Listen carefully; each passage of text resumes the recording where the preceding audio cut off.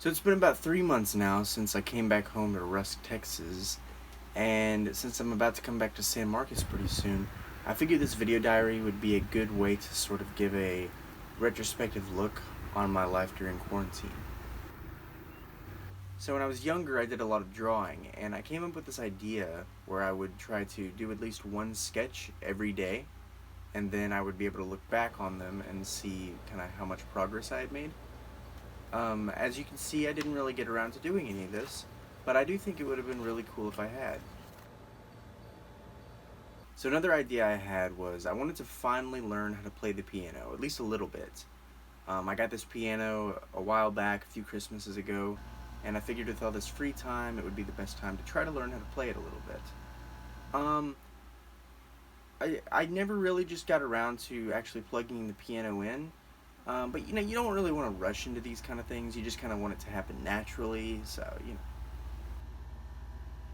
And finally, something that I definitely wanted to do was spend more time outside. I live in the country, not really around too many people, so I can kind of still go outside and stuff like that and not have to worry too much about social distancing. So I was thinking this would be a good time to just kind of get outside, maybe try to get a little bit of a tan, vitamin D, all that good stuff. Um, yeah, didn't really end up doing this. It gets hot, and anyway, that's about it. Got a pretty good idea of how I spent my quarantine, and I figured a good way to sort of end this video diary would be with a quick interview.